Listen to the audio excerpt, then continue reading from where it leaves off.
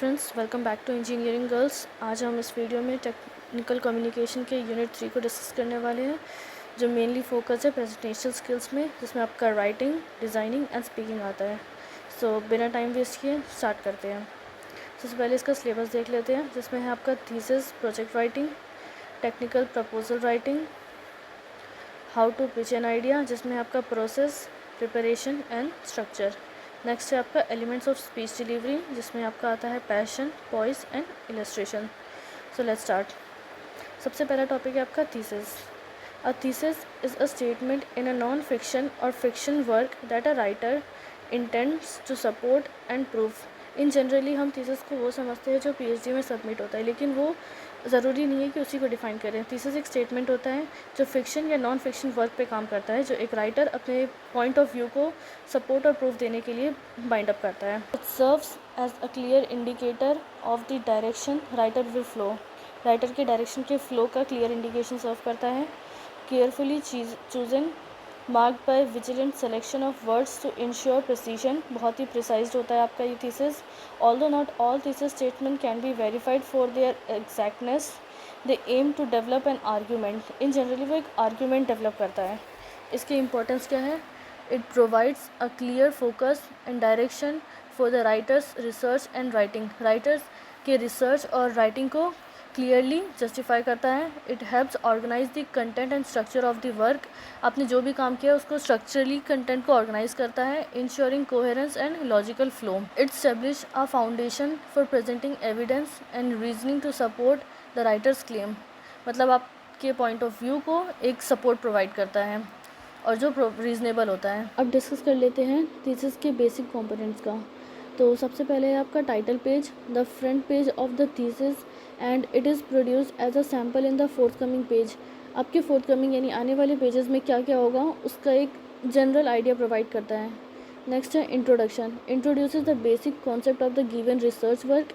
It justifies topic, need and contribution of the research work.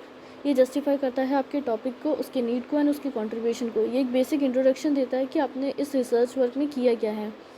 Next है literature review, a kind of reference material related to the past work on the topic.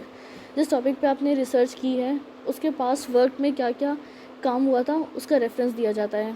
Next है research methodologies, discuss the methodologies and the procedures adopted in the present research work.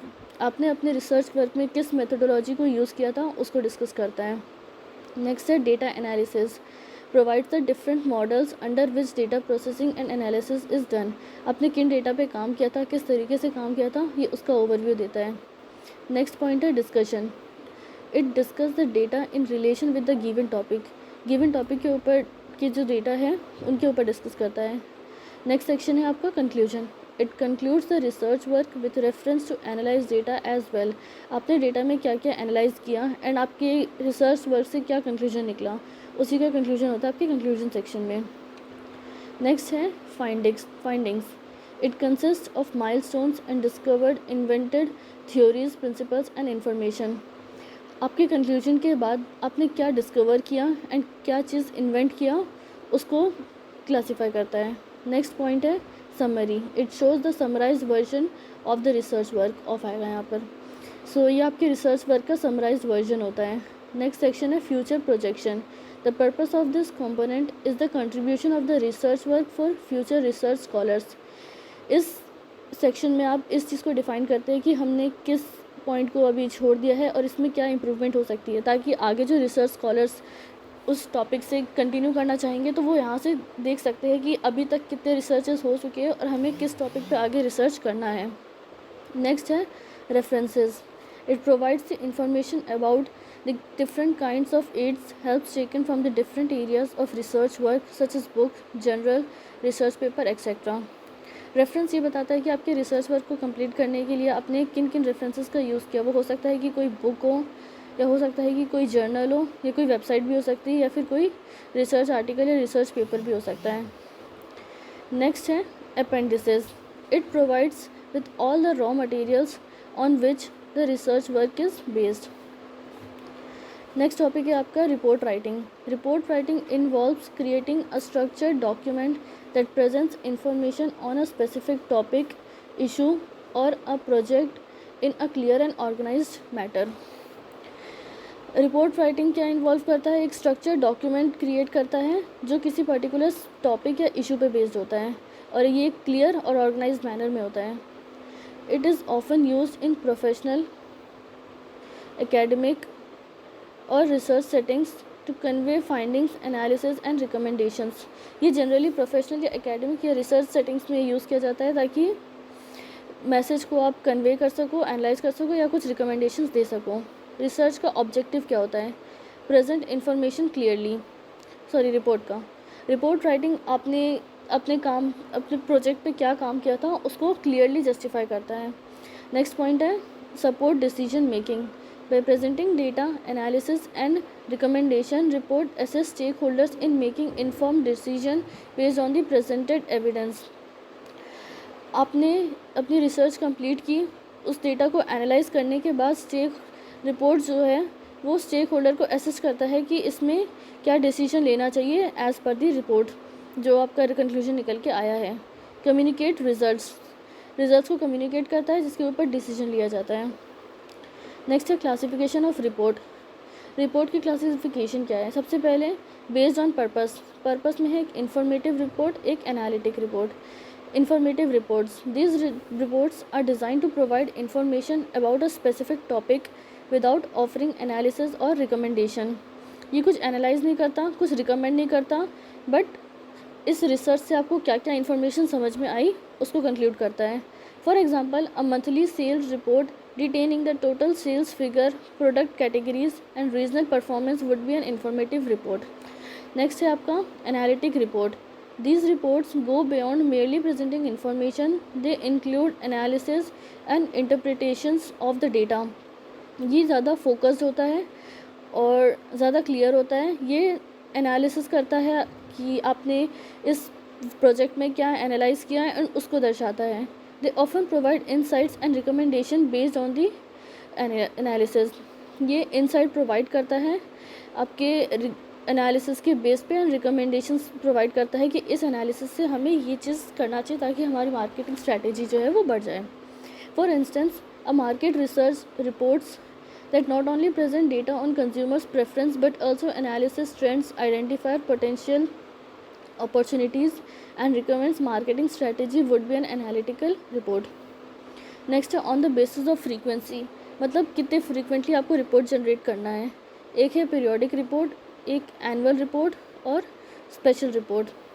Periodic report जो होता है वो या तो monthly basis पे या quarterly या मे बी वीकली बेसिस पे रिपोर्ट जनरेट किया जाता है जो in general on going performance and progress को ट्रैक करता है. For example, a weekly project status report that updates budget usage.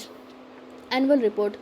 These reports summarize the performance and activities of an organization or project over the entire year. पूरे साल का analysis conclude करता है. They provide a comprehensive overview of yearly achievements, financials and strategic outcomes. ये comprehensive overview देता है कि आपने yearly और annually क्या अचीव किया इस प्रोजेक्ट पे और क्या फाइनेंशियल क्राइसिस रहे या फिर फाइनेंशियली आपका कितना बजट था एंड कितने यूसेज हुए उस पूरे साल में. For example, a company's annual financial report. Next है special report. These reports are created for specific often one time event and issues that do not follow a regular schedule. ये specific reports होते हैं जो ऑफनली one time के लिए होता है, जो कोई रेगुलर शेड्यूल फॉलो नहीं करता. They address unique situation or provide in-depth analysis on a particular topic. For example, a special report on the impact of a new regulatory change on industry practices. Next है on the basis of preparation, oral reports और written reports. written reports के भी दो सब topic है, formal report और informal report. oral report वो होता है जो आप प्रेजेंट करते हैं, वर्बली डिलीवर करते हैं, ऑफन इन मीटिंग और प्रेजेंटेशन में आप ओरली किसी चीज़ को कैसे समझाते हैं वो आपका ओरल रिपोर्ट होता है. And may include visual aids like slides or charts. They are often convey information quickly and interactively. Example, a project manager presenting the progress of a project in a team meeting में एक project manager किसी project को की progress को present कर रहा है इन अ presentational वे, वो होता है आपका ओरल रिपोर्ट. राइटिंग रिपोर्ट में दो है, फॉर्मल एंड इनफॉर्मल। डिस्कस कर लेते हैं फॉर्मल रिपोर्ट को। These are the detailed and structured document that follow specific format and guidelines.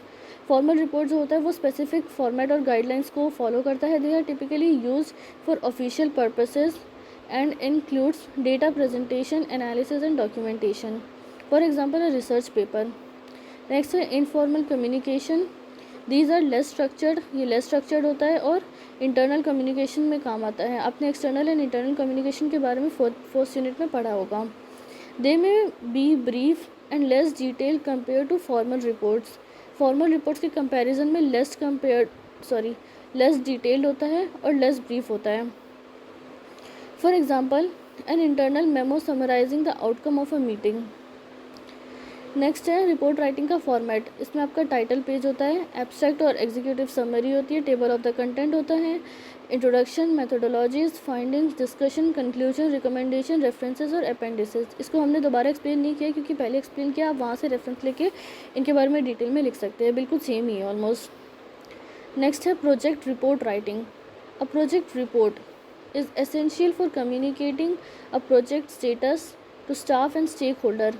Stakeholder और staff के बीच में प्रोजेक्ट का स्टेटस क्या है, उसकी प्रोग्रेस क्या है, उसको कम्युनिकेट करने के लिए हम एक प्रोजेक्ट रिपोर्ट जनरेट करते हैं। It provides necessary information on progress, budget and schedule. आपका क्या बजट है, किस शेड्यूल में ये काम कंप्लीट हो जाएगा एंड कितना प्रोग्रेस हो चुका है, ऐसी नेसेसरी इन्फॉर्मेशन प्रोवाइड करता है। Compose by the project manager, इसको प्रोजेक्ट मैनेजर एंड उसकी टीम मिलके कंप्लीट करते हैं। It highlight significant issues for stakeholder attention, adding in decision making and guidance. And इस रिपोर्ट से जो प्रोजेक्ट रिपोर्ट आपका जनरेट होता है वो स्टेक होल्डर को दिया जाता है ताकि वो उसमें इश्यूज़ को हाईलाइट कर सके एंड डिसीजन मेकिंग प्रोवाइड कर सके, लाइक उस पर क्या डिसीजन लेना चाहिए वो प्रोवाइड करें। The report may include project schedule, project budget, project deliverables, project risk, project issues and project staffings. Next है basic components. Abstract, introduction, previous work, conclusion, references and appendices. ये जो है पहले से बिल्कुल सेम ही है, तो आप इसको खुद से भी पढ़ सकते हैं। नेक्स्ट टॉपिक है technical proposal. The word proposal is derived from propose, which means to offer or put forward for consideration. Proposal का मतलब क्या है, मेरी कोई बात है जो आप प्लीज़ उसको कंसिडर कर सकें, तो टेक्निकल प्रपोजल, टेक्निकल वे में जो प्रपोजल रखी जाती है उसे टेक्निकल प्रपोजल कहते हैं। A technical proposal is a detailed and structured document design to offer a solution or approach to a specific technical problem or अ प्रोजेक्ट।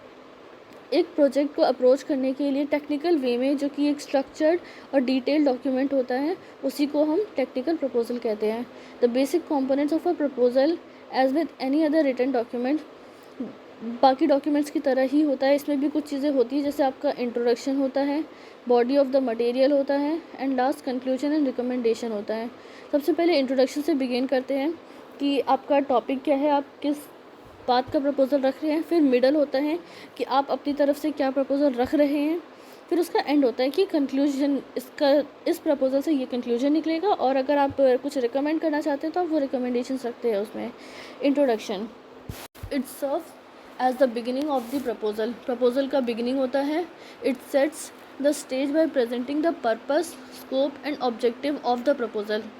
आप ये प्रपोजल किस पर्पस से रख रहे हैं और इसका ऑब्जेक्टिव क्या होगा और इससे क्या रिजल्ट निकल कर आएगा, ये ब्रीफली आप इसको डिफ़ाइन करते हैं। It aims to capture the readers attention and provide a clear understanding of what will be covered in the document.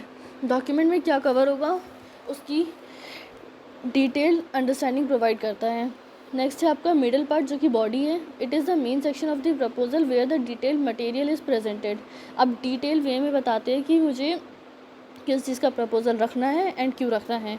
This includes the methodologies, technical details, data analysis, project plan, budget, timeline and other relevant information.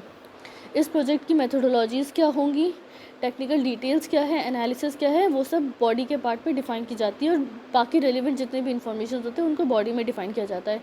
It elaborates how the propose solution or approach will address the problem and project requirement. Conclusion or recommendation. The conclusion or recommendation is the ending of the proposal. It summarizes the key points, reiterates the benefits of the proposed solution, and provides a clear recommendation or call to action. ये आपके की points को summarise करता है and दोबारा से conclude करता है कि इस प्रपोजल से क्या क्या सॉल्यूशंस निकल कर आते हैं एंड क्या बेनिफिट्स हैं, and then a clear recommendation और CTA प्रोवाइड करता है. This section aims to reinforce the proposals value and persuade the reader to approve or support the propose plan. ये कन्विंसिंग फॉर्मेट होता है जिसमें आप कन्विंस करना चाहते हो स्टेक होल्डर को या फिर रीडर को कि आपका प्रपोजल जो है वो अच्छा है and please approve this proposal. Next है टेक्निकल प्रपोजल की क्लासिफिकेशन. टेक्निकल प्रपोजल जो है वो दो तरीके से क्लासीफाई होती है, अकॉर्डिंग टू नीड और according to place. According to need भी ये दो टाइप के होते हैं, सॉलिसिटेड और अनसॉलिसिटेड. अकॉर्डिंग टू प्लेस भी ये दो है, इंटरनल और एक्सटर्नल. इंटरनल में आपका दो है, फॉर्मल एंड इनफॉर्मल, और एक्सटर्नल में है इंफॉर्मेशन फॉर बिड IFB और रिक्वेस्ट फॉर प्रपोजल जो कि RFP है. Now let's discuss the classification of technical proposal. सबसे पहले आपका according to need, solicited. It is requested by a client or organization, या तो कोई क्लाइंट या ऑर्गेनाइजेशन इसकी रिक्वेस्ट करता है. This type of proposal responds to a specific request or requirement outlined by the potential client, often through a request for proposal or similar document. ये एक तरीके का proposed response होता है किस पे, आपके potential client ने जो request for proposal के थ्रू जो अपनी requirement और request दी थी उसका response होता है solicited वो technical proposal. It addresses the client's need and provides a tailored solution based on the specific criteria. ये क्लाइंट के नीड को एड्रेस करता है एंड उस बेसिस पे स्पेसिफाइड क्राइटेरिया पे सॉल्यूशन प्रोवाइड करता है. For example, a company responds to a government RFP to develop a new public transportation system. Suppose आपका गवर्नमेंट जो है वो प्राइवेट कंपनीज़ को एक RFP सेंड कर रहा है ताकि एक पब्लिक ट्रांसपोर्टेशन को डेवलप करने के लिए, तो उसके रिस्पॉन्ड में कंपनी जो भी रिस्पॉन्ड देती है वो आपका सॉलिसिटेड टेक्निकल प्रपोजल होता है. लाइक आपने अपना प्रपोजल दिया, इस क्राइटेरिया के लिए हो सकता है, फिर उसके बाद गवर्नमेंट जो एक्शन लेना चाहेगी वो लेगी. नेक्स्ट है unsolicited. It is initiated by the proposer without a formal request from the client. Client की कोई रिक्वेस्ट नहीं होती, आप अपनी तरफ से रिक्वेस्ट भेजते हैं. It is typically used to introduce a new idea, a product or service to a potential client who may not have explicitly requested it. Client ने खुद से कोई रिक्वेस्ट नहीं किया, लेकिन मैं अपनी तरफ से अपना न्यू आइडिया जो जनरेट हुआ या न्यू प्रोडक्ट जो जनरेट हुआ है उसके बारे में रिक्वेस्ट भेजूंगी आपको. वो होता है आपका unsolicited technical proposal. This type of proposal requires the proposer to convincingly demonstrate the value and relevance of their offering to the clients need. अपनी तरफ से मैं कोई डील ऑफ़र कर रही हूँ इन अ वेरी कन्विंसिंग वे कि जो मेरा रीडर है और जो मेरा क्लाइंट है, पोटेंशियल क्लाइंट, वो उसको एक्सेप्ट कर ले. For example, a tech startup proposes a novel software solution to a corporation without a prior request. Next है आपका अकॉर्डिंग टू प्लेस, जिसमें इंटरनल है. इंटरनल में भी फॉर्मल और इनफॉर्मल रिक्वेस्ट है. Formal internal proposal are structured and documented within the organization to specific issues, projects or improvements. They often follow a set of format and are used for significant projects or changes requiring high level approval. Formal project क्या होता है, एक structure document होता है organisation के अंदर ही, क्योंकि ये इंटरनल टेक्निकल प्रपोजल है तो ऑर्गेनाइजेशन के अंदर जो डिस्कस होता है वो उसमें आता है आपका इंटरनल में. और क्योंकि ये फॉर्मल है तो ये स्ट्रक्चर्ड वे में होगा और डॉक्यूमेंटेड होगा. ये कुछ स्पेसिफिक प्रॉब्लम्स को एड्रेस करता है, इसमें आपके इश्यूज़ हो गए कि इस प्रोजेक्ट से रिलेटेड क्या इश्यूज़ आ रही है और क्या इम्प्रूवमेंट इसमें हो सकती है. They often follow a set of format, एक फॉर्मेट को फॉलो करता है एंड सिग्निफिकेंट प्रोजेक्ट्स के लिए यूज़ किया जाता है, जिसमें आपको चेंजेस की रिक्वायरमेंट होती है और वो उस रिक्वायरमेंट के लिए एक हायर लेवल का अप्रूवल चाहिए होता है. For example, an internal proposal to the executive team for implementing a new company wide ERP system. Next है आपका informal internal proposal are less structured and may be presented in format such as emails or memos. Informal, इनके structure ये ज़्यादा structured नहीं होते and ये in generally emails या memos के थ्रू प्रेजेंट किए जाते हैं। They are used for smaller और लेस क्रिटिकल प्रॉब्लम्स। छोटे मोटे प्रॉब्लम्स अगर प्रोजेक्ट से रिलेटेड कोई आ जाता है तो ये उसको डील करने के लिए यूज़ किया जाता है। और suggestions that do not require extensive document और अप्रूवल प्रोसेस, इसके लिए कोई प्रॉपर डॉक्यूमेंटेशन की ज़रूरत नहीं होती। ये उन जगहों पे आप इनफॉर्मल इंटरनल प्रपोजल्स को यूज़ करते हैं। For example an email suggestion to a manager for upgrading the office coffee machine. So according to place का नेक्स्ट क्लासिफिकेशन है आपका एक्सटर्नल। एंड एक्सटर्नल में आपके दो टाइप के हैं, IFP इंफॉर्मेशन फॉर बिड और RFP request for proposal. IFP it is a formal request from an organization inviting suppliers to submit a bid for providing goods and services। ये एक organisation की तरफ से सप्लायर के लिए रिक्वेस्ट होता है जिसमें हम सप्लाईज़ के लिए बिड मांगते हैं कि आप हमें इतना बिड प्रोवाइड करें कि इतने लेवल पे आप अपने सप्लाई को हमें प्रोवाइड कर सकते हैं। It is typically use in procurement process where the requirement are clearly defined. ये ऐसी जगह पे यूज़ किया जाता है जहाँ पे आपकी रिक्वायरमेंट जो है वो क्लियरली डिफाइंड है एंड बेसिकली इसमें आपका जो प्रोसेस है वो प्राइस के बेसिस पे फोकस्ड होता है, क्योंकि बिड का मतलब ही है एक तरीके का बोली लगाना। तो ये आप एक प्राइस की रिक्वेस्ट देते हैं सप्लायर की तरफ से कि हमें आप अपना प्राइस बताइए, फिर हम उस हिसाब से अपनी डिमांड देंगे। For example a construction firm submit a bid in response to an IFP for building a new highway. So एक IFP रिक्वेस्ट थी न्यू हाईवे को बनाने के लिए, तो उसके लिए जो कंस्ट्रक्शन फर्म्स है जो कंस्ट्रक्शंस को हैंडल करती है उन्होंने अपनी बिड प्रोवाइड की। नेक्स्ट है आपका RFP जो कि रिक्वेस्ट फॉर प्रपोजल है। It is a formal request for detailed proposal from the potential supplier और कॉन्ट्रैक्टर्स। पहले हमारा क्या था, पहले ऑर्गेनाइजेशन ने अपनी तरफ से सप्लायर को रिक्वेस्ट भेजी थी। यहाँ पे सप्लायर जो है वो अपनी तरफ से अपना प्रपोजल रख रहा है। It outlines the projects requirement and evaluation criteria seeking comprehensive solutions. ये एक तरीके का कॉम्प्रिहेंसिव सॉल्यूशन सीख करता है एंड प्रोजेक्ट के रिक्वायरमेंट्स को आउटलाइन करता है। It processes allows for creativity and detail in response as it focus on both technical solution and the cost. ये वाली जो रिक्वेस्ट होती है रिक्वेस्ट फॉर प्रपोजल, वो टेक्निकल सॉल्यूशन और कॉस्ट दोनों पे फोकस रहता है। For example proposal to create a smart city infrastructure by IT firms. Example के तौर पे IT फर्म्स जो है वो अपना प्रपोजल रिक्वेस्ट दे रही है जो एक स्मार्ट सिटी का इंफ्रास्ट्रक्चर का प्रपोजल है। नेक्स्ट टॉपिक है आपका how to pitch an idea. Pitching an idea refers to the process by which entrepreneurs present their business concept to potential investors aiming to secure funding। Pitching an idea का मतलब क्या होता है, अपने idea को pitch करना। ये एक प्रोसेस है जहाँ पे एंटरप्रेन्योर्स जो है वो अपने बिजनेस कॉन्सेप्ट को प्रेजेंट करते हैं इन्वेस्टर्स के सामने एंड एम करते हैं फंडिंग्स के लिए। बेसिकली फंडिंग्स की एम के लिए यूज़ किया जाता है। It is vital in entrepreneurship as it convinces investors to fund innovative ventures. Entrepreneurs must deeply understand their idea, target market, growth strategy, product market fit, and business model to differentiate their concepts and outline actionable steps for success। ये entrepreneurship के point से बहुत ही ज़्यादा important होता है क्योंकि ये investors को कन्विंस करता है आपके इनोवेटिव आइडिया में फंडिंग के लिए, ताकि जो इन्वेस्टर्स है वो आपके आइडिया पे इन्वेस्ट करें। एंटरप्रेन्योर्स को अपने आइडिया को डीपली समझना होता है एंड अपने टारगेट मार्केट को समझना होता है, अपनी ग्रोथ स्ट्रैटेजी अच्छे से डिफ़ाइन करनी होती है एंड सबसे इम्पॉर्टेंट उनका जो बिज़नेस मॉडल है वो डिफ्रेंशिएट करना चाहिए बाकी बिज़नेस मॉडल से, ताकि इन्वेस्टर्स जो है वो आइडिया को क्रिएटिव एंड यूनिक समझें। अ compelling pitch demonstrates proof of concept and imprints investors confidence in potential returns. Investors को इस टाइप का कॉन्फिडेंस दिला देना कि अगर इन्वेस्टर्स ने आपके बिजनेस आइडिया पे इन्वेस्ट किया तो इसका एक पोटेंशियल रिटर्न्स मिलेगा।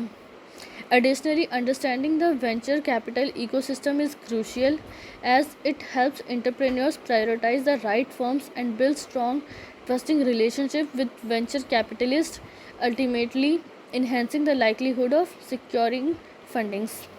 नेक्स्ट टॉपिक है आपका how to pitch an idea idea को पिच किस तरीके से करते हैं, ये 3 प्रोसेस में डिवाइडेड है, जिसका पहला पॉइंट है प्रोसेस, फिर प्रिपरेशन, देन स्ट्रक्चर। सबसे पहले है प्रोसेस। प्रोसेस में आप क्या करते हैं, अंडरस्टैंड योर ऑडियंस, रिसर्च करेंगे एंड अपने ऑडियंस को समझेंगे कि मुझे किन के सामने अपने आइडिया को पिच करना चाहिए जिससे मुझे इफेक्टिव रिजल्ट्स मिलकर आए।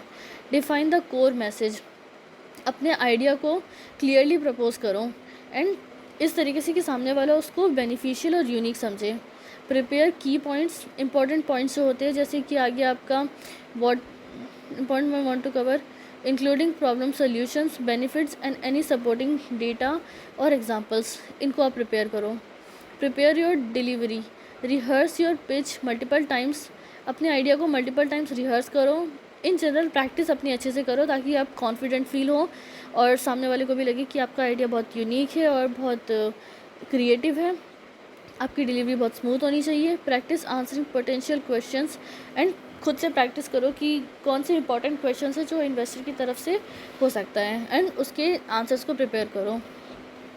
पिचिंग एन आइडिया में नेक्स्ट टॉपिक है आपका preparation, research and data gathering. Collect relevant data, statistics and evidence that support your idea. आपके आइडिया को सपोर्ट करने के लिए जो रेलिवेंट डेटा होता है आप उसको कलेक्ट करें। This includes market research, competitor analysis, अपने कॉम्पिटिटर का जो डेटा है और उससे आपको क्या एनालिसिस निकलता है उसको कलेक्ट करें एंड उसको डिफ़ाइन करके ये जस्टिफाई करें कि मेरा आइडिया जो है वो यूनिक है एंड बेसिक केस स्टडीज़ जो होती है वो इम्पॉर्टेंट है। नेक्स्ट है create visual aids, develop visuals like slides, diagrams or prototype that complement and enhance your idea. अपने आइडिया को पिच करने के लिए सबसे इम्पॉर्टेंट है प्रेजेंटेशन। प्रेजेंटेशन के लिए इंपॉर्टेंट है आप स्लाइड्स यूज़ करें, डायग्राम्स यूज़ करें एंड फ्लो चार्ट यूज़ करें, इमेजेस वगैरह यूज़ करें, विजुअलाइज अपने आइडिया को विजुअलाइज करवाएं। Ensure they are clear, professional and directly related to your message. Most important है आपका जो मैसेज है उससे रिलेट ही करना चाहिए, ऐसा ना हो कि आप इररिलेवेंट डेटा को विजुअलाइज करवाएं। नेक्स्ट है crafting a compelling story, develop a narrative that connects with your audience, audience से कनेक्ट करवाएं इमोशनली और logically. Use storytelling techniques to make your idea memorable and engaging. आपका idea engaging भी होना चाहिए और मेमोरेबल भी होना चाहिए, उसके लिए स्टोरी टेलिंग का यूज़ करें और एक बहुत ही ज़्यादा कंपीलिंग स्टोरी डेवलप करें। नेक्स्ट है एंटिसिपेट क्वेश्चंस, जो क्वेश्चंस आपको लगता है कि पूछे जा सकते हैं उनको कलेक्ट करें एंड देन उनके ऊपर के आंसर्स को आइडेंटिफाई करें कि क्या आंसर्स हो सकते हैं इस क्वेश्चन से रिलेटेड। जितना हो सकता है उतने क्वेश्चंस की प्रिपरेशन कर लीजिए। नेक्स्ट है आपका स्ट्रक्चर। अब हमने प्रोसेस कर लिया, प्रिपेयर कर लिया, अब उसको स्ट्रक्चर्ड वे में लिखना है। तो इसमें हमारा क्या आता है, सबसे पहले आपका इंट्रोडक्शन। आइडिया का क्या इंट्रोडक्शन होगा, starts with a strong opening that grab attention. Introduction की स्टार्टिंग ही ऐसी होनी चाहिए कि आपके आइडिया को वो ग्रैब करें। Introduce yourself and provide a brief overview of your idea and its relevance. Next है problem statement, clearly define the problem or need that your idea addressed, explain why this issue is important and worth solving। ये problem क्यों important है और इसका solution निकला क्यों ज़्यादा important है, उस चीज़ को क्लियरली डिफ़ाइन करें। नेक्स्ट है प्रपोज्ड सॉल्यूशन, आपका क्या सॉल्यूशन है एंड आपका क्या आइडिया है और वो किस तरीके से इफ़ेक्टिव है इस प्रॉब्लम को एड्रेस करने के लिए, उस चीज़ को डिफ़ाइन करें। नेक्स्ट है इम्प्लीमेंटेशन टू प्लान, आप अपने आइडिया को किस तरीके से इम्प्लीमेंट करेंगे, किस तरीके से एग्जीक्यूट करेंगे, कब करेंगे, कितने टाइम में हो जाएगा, इन सब को आउटलाइन कीजिए। नेक्स्ट है आपका CTA, call to action. Conclude with a clear call to action specifying what you want from your audience, whether it support, invest or collaboration. आप अपना आइडिया जिस भी लोगों के सामने पिच कर रहे हैं वो क्यों कर रहे हैं, उसका क्या रीज़न है, उस चीज़ को जस्टिफाई करें कि आप अपने ऑडियंस से क्या चाहते हैं, सपोर्ट चाहते हैं, इन्वेस्टमेंट चाहते हैं या कोलैबोरेशन, जो भी पॉइंट है उस चीज़ को क्लियरली डिफाइन करें। नेक्स्ट है क्वेश्चन आंसर, सेशन को हमेशा क्वेश्चन एंड आंसर से ख़त्म करें ताकि आप ऑडियंस से कनेक्ट कर पाए और ऑडियंस आपसे कनेक्ट कर पाए। नेक्स्ट है speech delivery. Speech delivery refers to the presentation of a speech that has been research, organised, outlined और प्रैक्टिस। स्पीच डिलीवरी क्या होता है, प्रेजेंटेशन होता है आपकी स्पीच को, जिस स्पीच पे आपने रिसर्च किया है एंड उसको ऑर्गेनाइज़ किया है अच्छे से और उनके ऊपर प्रैक्टिस की है। It encompasses both verbal and non-verbal communication. इसमें verbal and non-verbal communication दोनों include होता है and is the most immediate aspect of a speech to the audience. Importance of speech delivery. Speech delivery is essential for communication, confidence and preparedness. खुद को prepare करने के लिए और communication skills को develop करने के लिए बहुत ही ज़्यादा essential होता है. Delivery showcases thorough research and understanding of the topic. आपने किसी topic को किस तरीके से अच्छे से समझा है उस चीज़ को शोकेस करता है. A well prepared and practice presentation combined with effective delivery enhances the speakers success. अगर आपकी प्रेजेंटेशन वेल प्रिपेयर्ड है एंड आपकी स्पीच डिलीवरी अगर बहुत ज़्यादा अच्छी है तो वो आपके सक्सेस को इन्हेंस करता है. Confidence and enthusiasm in speech delivery.